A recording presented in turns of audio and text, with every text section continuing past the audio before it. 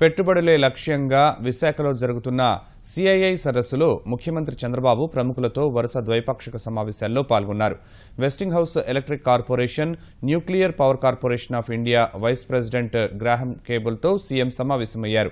అతి తక్కువ ధరకే వినియోగదారులకు విద్యుత్ అందించేలా చూడాలని సూచించారు. ఈ ప్రతిపాదనకు వెస్టింగ్ హౌస్ ఉపాధ్యక్షుడు అంగీకరించారు. శాబ్ ఇండియా టెక్నాలజీ సంస్థ చైర్మన్ జాన్ విడర్స్మోర్తో చంద్రబాబు సమావేశమయ్యారు. వారు డిఫెన్స్, మ్యానుఫ్యాక్చరింగ్, ఏరోస్పేస్ రంగాల్లో భారత్ను హబ్గా చేసుకోవాలని ప్రణాళికల్లో ఉన్నట్లు తెలిపారు. టెక్ మహీంద్రాతో కలిసి హైదరాబాద్లో పరిశోధన, అభివృద్ధి కేంద్రం నిర్వహించాలని అనుకున్నారు.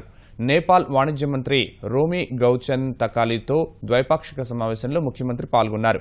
ముఖ్యమంత్రి చంద్రబాబు పాలనా పటిమను విశాఖ నగరమే చాటుతోందని తకాలీ అన్నారు.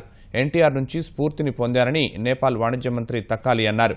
విశాఖ, విజయవాడలో చాలా మంది నేపాలీ విద్యార్థులు ఐటీ, హాస్పిటాలిటీ కోర్సుల్లో ఉన్నారని తకాలీ గుర్తు చేసుకున్నారు.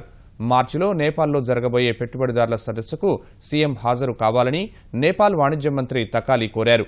అనంతరం అప్లస్ బలన్ group executive vice president Carlos గ్రాసెస్తో ద్వైపాక్షిక సమావేశంలో పాల్గొన్నారు.